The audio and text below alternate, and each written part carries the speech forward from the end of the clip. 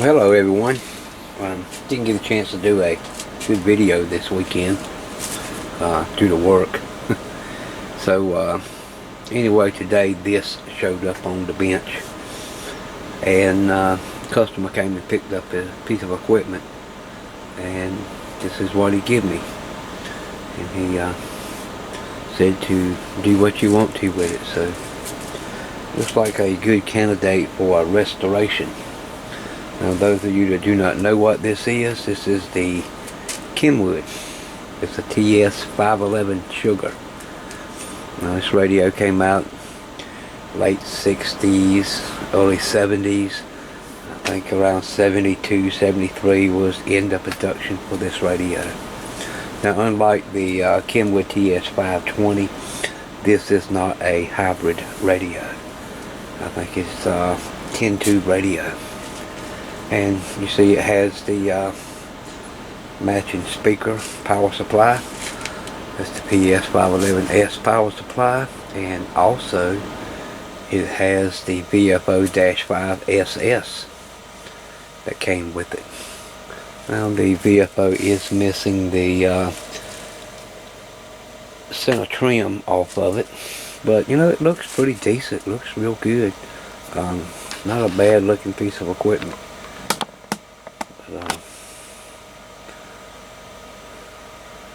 I think it'd be a nice radio just for restoration purposes.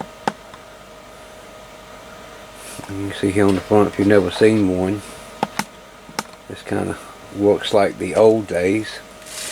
Instead of you know, the 520 has a little flip switch. This has a big toggle switch for box, receive, and send. It's CW, signal sideband. Does not have AM, and it covers 10 through 80 meters. There's no 160. So let's get a little bit closer look on the inside of the radio itself.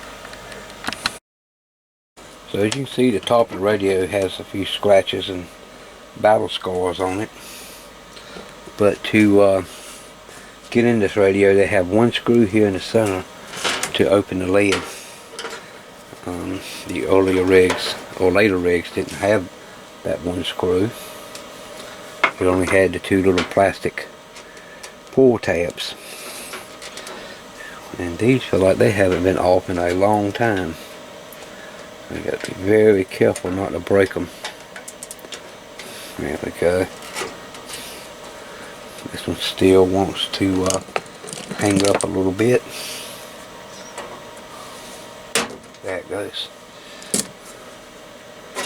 And then the top just simply hinges back and lifts off.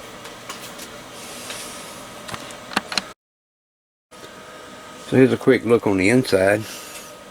You see our VFO compartment here. A lot different than the way the 520 was designed. And you see this is our PA compartment. Now, one thing that makes this radio a little bit on the downside is that they use a pair of 6 LQ6 sweep tubes inside this compartment. You know, instead of the popular 6146s, perhaps this radio may be a good candidate to do a modification on and put in a set of 6146s. You know, they did that with the Yazoo and the FT101. So maybe we could figure out how to switch this over to 6146s and get rid of the more sweep tubes. Here's your driver tube here. 6GK6, I believe. Yes, 6GK6 driver tube. Driving those 6 LQ6s. Now, if I remember correctly, this radio is 300 watts input, so that's 150 watts output. And that is really pushing a set of 6 LQ6s pretty hard. Here in the center you can see our mic gain, box, anti-box, and delay control. You know, the 520 had the panel on the inside that you could open up to get to these controls. Here it's on the just about dead center of the radio on the inside, as our signal sideband crystal filter does not have a CW filter installed. But as you can see, there is 4 tubes here, there's 4 tubes here, and there's 2 tubes in there, so that's 10 tubes in this radio.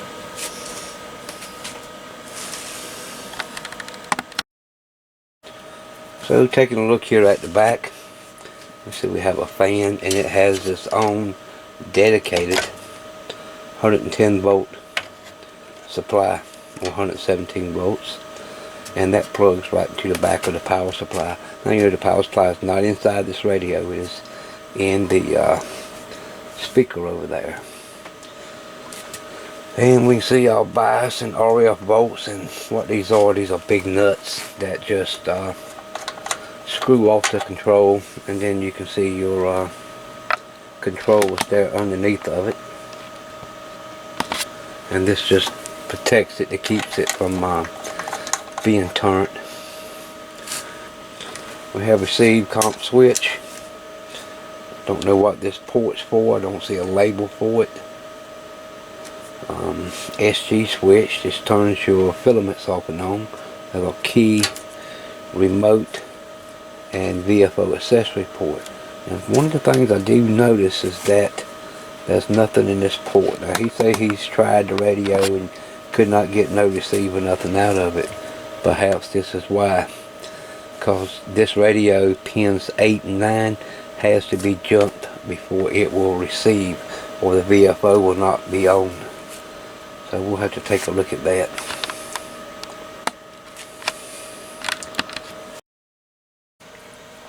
So you know what's killing me is, does the radio work?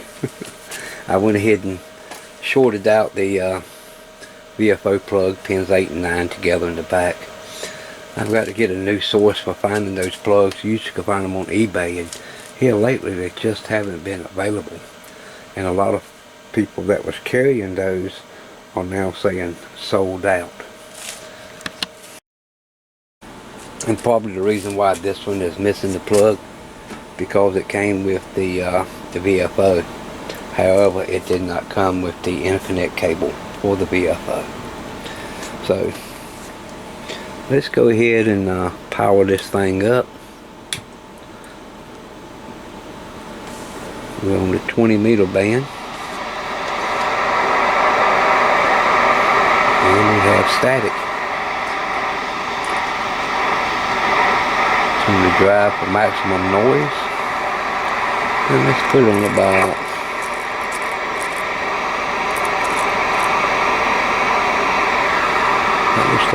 14.200.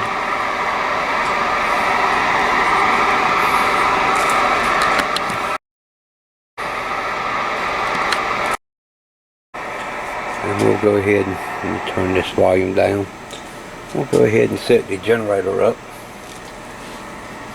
Frequency 14.200 megahertz. And we'll turn the RF power on, and we'll set it for about -73 dBm. I got it on AM at 30% modulation with a 1 kilohertz tone. And let's see if this radio receives anything. So we'll be on single sideband, but the generator's going to be putting out AM.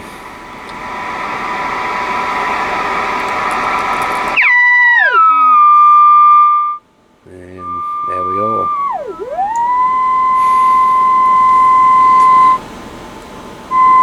We got about a S8 at -73 dBm. So it seems like it is receiving. I think we need to go to an antenna now. Okay, we have an antenna connected on lower sideband.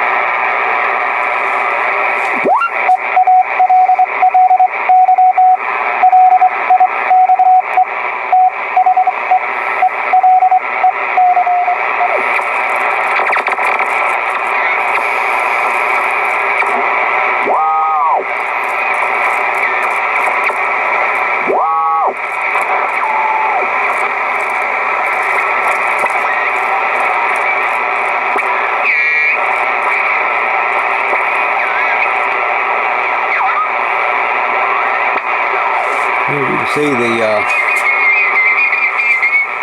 the CW portion of the band is pretty active, but on voice, on phone,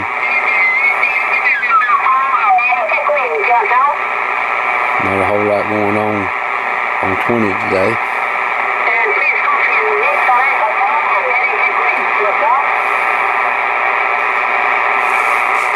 See if 40 meters is working.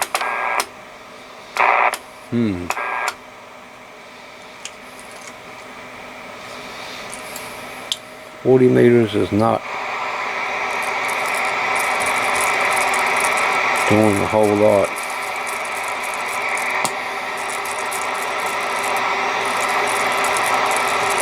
Could be a dirty band switch, could be a faulty crystal. It's hard to tell.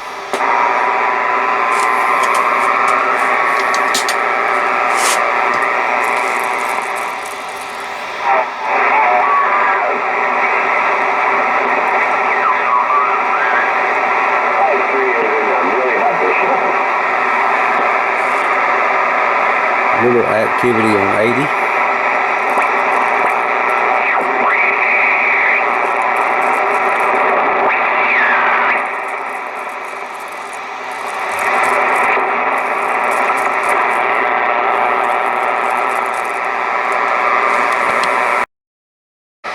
Well, I went through all the bands, and all the bands are receiving, with the exception of 40 meters. So when we get to go through this radio, we'll have to get in there and find out what's going on with 40 meters. Next thing I want to know, is there any transmit? So we'll move the camera. This rig will pretty much tune up exactly about like the 520, if you're familiar with that. We're on IP, lower side band. And reach over here and we'll flip the switch down and see if we got any current, and we're at about 40 mils.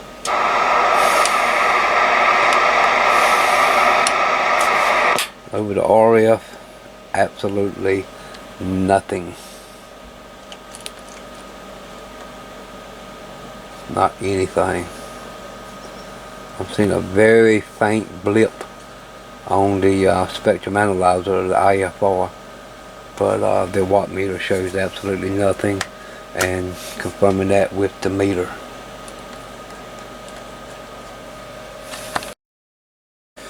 I guess just to make sure, we notice it has no output whatsoever, so we'll flip over to high voltage.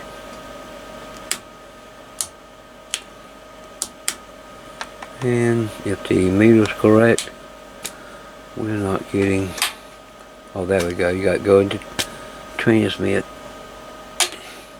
So we are getting high voltage, so no problem with that. I went ahead and removed the screws out of the power supply and speaker combination. I want to get in there and look, see what's going to have to be done to rebuild it.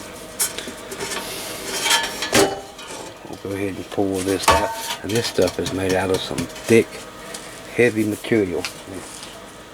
Not like these new modern rigs that you see. And there we are. Big transformer. That thing is huge. 4 filter caps here. These are 4x4.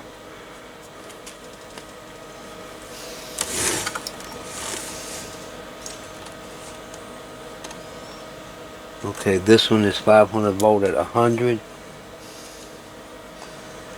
And rest of them, the other 3 are 47 mics at 350 each times 4. A lot of filtering going on there. We've got a couple of little small caps down here in the bottom, probably in the bias supply.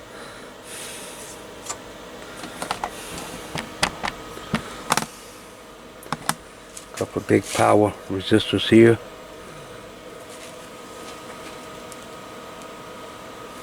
Looks like 1.8K.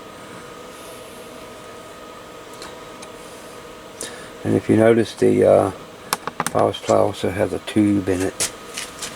This is a 6BM8 international tube, so that has been replaced. That is not standard, but everything else looks to be pretty much stock inside this unit.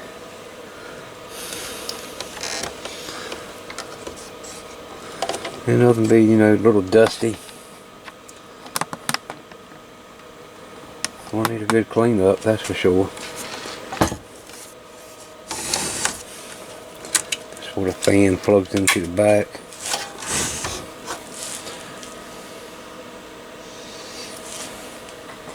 Has a voltage adjust pot on the back also.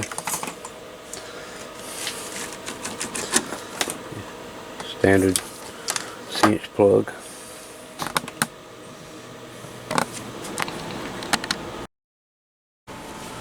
Well, there you go, guys. Quick look at the Kenwood TS-511S, and it looks like a pretty good platform to restore and put back into operation. So I would love to have been able to test the VFO, but I say I'm completely out of those jumpers. Unless I was to go in the house and get one, but I only have the manual on the VFO 5SS, and doing a quick look on the internet, the only one I could find was one I have to buy. Could not find a downloadable manual for the VFO. So I need to verify that the wiring is the same as the 520. I'm not sure if it is or not. But yeah, looks like a good, it's impressed me, the radio receiving. But we know we got to work on the 40 meter band, find out why nothing's going on there. Again, could be crystal, could be band switch. I wish I had the time to sit down this weekend and go through this, but just not going to happen. So much more to be done. So maybe in a very near future we'll start going through this. We have plenty more to go through right now. I just want to get a good overlook at what this is, what we're going to be up against when we do tackle this one. But I think it's going to be a pretty nice radio, in real good condition. The faceplate just looks great on it. The speaker looks good. The VFO looks good. Just needs cleaning. Outer cabinet's going to need some touch up. It ought to be pretty easy. It's just a kind of a flat or matte black. It's not nothing that's got any texture to it. It's just painted sheet metal. So that'll be easy to sand down and repaint and get this thing looking the way it's supposed to. Not a whole lot of cleanup on the front of it. It's going to be a little cleaning inside. Mostly circuit boards inside the radio with tubes mounted on the circuit boards. That can cause a little problem. Could actually be what's wrong with the transmitter. Could be some cracked solder joints on the circuit boards. Just, it's hard to tell until we get everything stripped down and look at it real good. But like I said, I just don't have time to get into it today. Just a quick update. Last time I'll be updating on the Caig Deoxit video contest. Looks like I'm going to finish in right now at 214 votes up against 2,197 votes.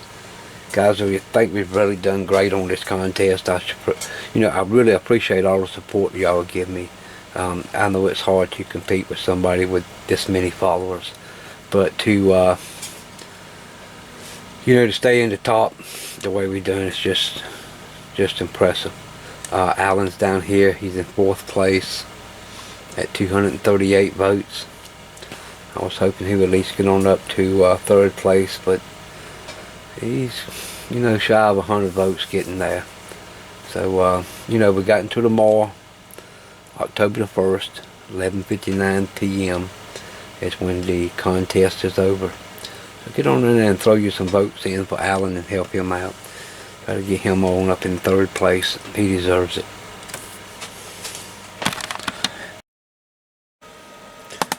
And as you can see, went ahead and moved the 8640 out and have the 8656B in its place. And I tell you, I love that thing. It's so easy to operate, and you know, you just punch in what you want. You don't have to dial nothing, and it just makes it quick and easy to get in there and use it. I really like that signal generator. Anyway, that's about it for now. More to come on this in the future. Like I say, lots going on in here, a lot to get done. I wanted to go ahead and get started on my Hamlin HQ 180. I've already shot a little bit of footage on that. It's not going to be a big repair. You know, the radio's already been worked on previous by someone else, so I don't think it's in too bad a shape. But I believe we might have a problem with silver mica disease. And also, if you remember when I shown that receiver to start with back last Christmas, there was a lot of chewed up wiring in there that we're going to have to straighten out. Really wanted to get into the AM bands before the winter got here, but don't know if we're going to make it or not. We'll see. Anyway, thanks for stopping by. We'll catch you in the next video. Bye now.